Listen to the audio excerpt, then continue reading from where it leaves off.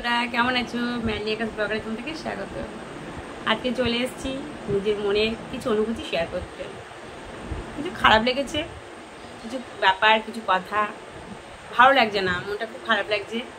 একেই তো আমার কি বলে, ইউটিউব চ্যানেলটা তো আমার ফ্রিজ হয়ে গেছে, কেন আমি অনেক কিছু রুলস জানতাম না, যেগুলো ভুলভাল করে ফেলেছি।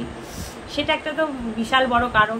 তারপরে আবার আজকে একটা কিছু ব্যাপারে আমার খুব মন খারাপ হয়ে গেছে, ভালো লাগছে না। আজকে মায়ের কথা খুব মনে পড়ে যাচ্ছে। মা আমাকে একটা গল্প বলেছিল, গল্পটা তখন আমি উপলব্ধি করিনি, অনেক বছর আগে গল্প বলেছিল তো, কিন্তু গল্পটার উপলব্ধি এখন করছি, বুঝতে পারছি, এখন হাড়ে হাড়ে বুঝতে পারছি যে গল্পটা কতটা বাস্তব, অনেকটা বাস্তব, অনেকটা না, পুরোটাই বাস্তব। তোমাদের কাছে একটা অনুমতি নিয়ে একটা ছোট্ট গল্প বলছি। গল্পটা শোনো, গল্প না, এটা বাস্তব, কিন্তু এটা আমি জাস্ট গল্প বলে বোঝানো, গল্পের মতন করে তোমাদেরকে বোঝানোর চেষ্টা করছি। জানি না তোমরা এই গল্পটা কজন, এই বাস্তবটাকে কজন জানো, বাট এটা আমি অনেক ছোটোবেলায় থেকেই জানি। আমার মা যেহেতু বলেছে, আমার মা যেহেতু জানতো, আমার মাকে আমার দিদা বলেছিল, আমার মা আমাকে বলেছে, এটা আমি তোমাদের সাথে শেয়ার করছি। অবশ্যই তোমরা জানতে পারো, না জানার কিছু নেই, কিন্তু আমি যেটা জানি সেটা তোমাদের সাথে শেয়ার করছি। কেন আজকে আমার কিছু মনে খুব কষ্ট লেগেছে, কিছু কথা, তখন আমার এই গল্পটা খুব মনে পড়ে গেছে, যেটা মনে হয়তো বাস্তব। গল্পটা বলি, শোনো বন্ধুরা। শ্রীকৃষ্ণ দেবকীর গল্প, মা আর ছেলে। শ্রীকৃষ্ণ 14 বছর লেগেছিল দেবকীকে কারাদণ্ড থেকে বার করতে। 14 বছর পর যখন শ্রীকৃষ্ণ দেবকীর কাছে গেছে, দেবকীর কাছে গিয়ে যখন দেবকীকে কারাদণ্ড থেকে যখন মুক্ত করলো, তখন দেবকী তার দিকে এক দৃষ্টি তাকিয়ে, এক করুণাময় চোখে জলে ভর্তি, সে কারাদণ্ড থেকে বেরিয়ে এসে সে লাল্লাকে প্রচুর পরিমাণে সে আদর করলো। করে সে লাল্লাকে, শ্রীকৃষ্ণকে, আমাদের গোপালকে একটাই প্রশ্ন করলো, যে প্রশ্নটা হলো যে, আচ্ছা কৃষ্ণ, বলছে কি? বলছে তুমি তো আমার লাল্লা। বলছে হ্যাঁ, আমি তোমার লাল্লা। বলছে আমি তো তোমার মা। বলছে হ্যাঁ, তুমি তো আমার গর্ভধারিণী মা।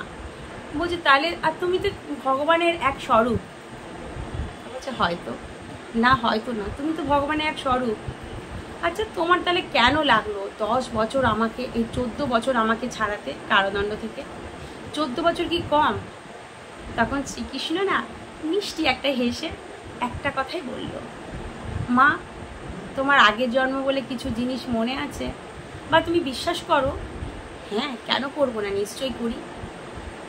তাহলে মনে করে দেখো মা, আমাকে আগের জন্মে তুমি 14 বছরের জন্য বনবাস দিয়েছিলে। আমি 14 বছরের জন্য বনবাস? হ্যাঁ মা, তুমি আমাকে 14 বছরের জন্য বনবাস দিয়েছিলে। তুমি এই 14 বছর বনবাস আমাকে দিয়েছিলে, কিন্তু তুমি আমার মায়ের কোল থেকে মায়ের সন্তানকে কেড়ে নিয়েছিলে 14 বছরের জন্যে। তার তুমি বলতে চাইছো কি আমি কৈকি? হ্যাঁ মা, তুমি আমার কৈকি মা। তাহলে যে তোমার বৃন্দাবনে যে রয়েছে, যে মথুরাতে যে রয়েছে, যে মা তোমাকে লালন করেছে, মাতৃত্ব স্বাদ দিয়েছে, যে তোমাকে মায়ের মমতা ভালোবাসা দিয়ে যে তোমাকে বড় করেছে, সে আসলে কে? আবার শ্রীকৃষ্ণ মিষ্টি হেসে বলল, সে তো আমার কৌশল্যা মা। আমার মা 14 বছর আগের জন্মে নিজের সন্তান হারা ছিল, সেই 14 বছরের পিপাসা যে কী জিনিস, সেটা আমি পূরণ করে দিয়েছি মাকে। তখন দেবকী বলল, ঠিক বলেছ আমার সোনা বাবা, একদম ঠিক কথা। আগের জন্মে যা করব, যা কর্ম করব, তার ফল পরের জন্মে ঠিক ভোগ করব, এটা অনিবার্য। যাই হোক, গল্পটা আমি ঠিক মতন গুছিয়ে বলতে পারলাম না। আমার মা যেমন সুন্দর করে বলেছিল, ঠিক ততটা ভালো করে বলতে পারিনি, যতটা পেরেছি বোঝাতে। তোমরা ঠিক বুঝে নেবে, আমি জানি, কেন তোমরা জানো যে আমি একটু কথা বলতে পারি না বা কথা বলতে জানি না। আজকে জানো তো, কিছু একটা কথা আমার খুব মনে খারাপ লেগেছে। কথাটা হচ্ছে যে আমি একজন কাউকে আমি নিঃস্বার্থভাবে হেল্প করেছিলাম, তাকে আমি সত্যি অন্তর থেকে ভালোবাসি, তাকে মন থেকে ভালোবাসি, তাকে কোনো কিছু স্বার্থ নিয়ে তার সাথে মিশি না, তাকে স্বার্থ নিয়ে ভালোবাসি না। তাকে নিঃস্বার্থভাবে হেল্প করাতে তার বিনিময়ে আমাকে বলছে কি, হ্যাঁ রে, কী রে, তুই আমাকে এই জিনিসটা যে এনে দিলি, এটাতে নিশ্চয়ই কোনো কমিশন আছে বুঝি। তুমি বিশ্বাস করো বন্ধুরা, এতটা খারাপ লেগেছে না, যাকে আমি হেল্প করি, যাকে আমি উল্টে আরও তার সাহায্যের হাত বাড়িয়ে দিই, তাকে তার কষ্টটা বুঝতে দিই না, সে আমাকে বলছে যে কমিশনের কথা। আচ্ছা বন্ধুরা বলো তো, কারো হেল্প করলে কি তার বিনিময়ে এগুলো পাওয়া যায়? হয়তো আমি আগের জন্য কিছু করেছিলাম। শ্রীকৃষ্ণের যে মা দেবকী যেমন কৈকি রূপে 14 বছর বনবাস দিয়েছিল আর রামকে, সেই রাম তো শ্রীকৃষ্ণের রূপে আবার এসেছিল, ঠিক সেরকম হয়তো মানে ভগবানের তুলো বলছি না, আমিও মনে হয় আগের জন্য মনে হয় কাউকে বাঁশ দিয়েছিলাম, ভালো সরভাবে আছলা বাঁশ দিয়েছিলাম। সেই বাঁশ দেওয়াতে এখন আমি বিনিময়ে এই জন্মে মানে আমি এতদিনে এত বড় হতে আমি যখনই হেল্প করতে গেছি, যখনই কারোর কিছু প্রবলেম সলভ করতে গেছি, আমি বাসই খেয়েছি। সত্যি কথা বলছি, একদম রাফ অ্যান্ড টাফ কথাবার্তা ঠিকই মানছি যে বাস বলছে। হ্যাঁ বন্ধুরা, আমি সত্যি খুব বড় সড়ো বাস খেয়েছি। ভালো লাগছে না জানো তো বন্ধুরা। এবার থেকে মনে হয় ভেতর থেকে না হেল্প করাটা, কারোর প্রতি মায়া মমতা দয়াটা দেখানোটা ছেড়ে দেওয়া উচিত।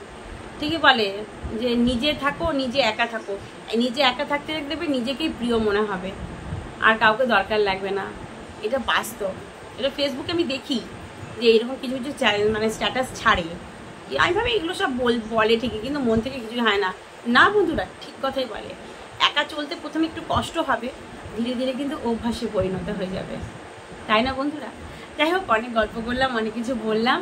যদি কিছু ভুল বলে থাকি তার জন্য ক্ষমা করে দিও। আর যদি তোমাদের ভালো লেগে থাকে প্লিজ তোমরা একটা কমেন্ট করো, আর যদি পারো তো শেয়ার করো, আর কিছু চাই না। ও সাবস্ক্রাইব করো একটা, ভালো লাগবে। আচ্ছা বন্ধুরা, রাখি, টাটা।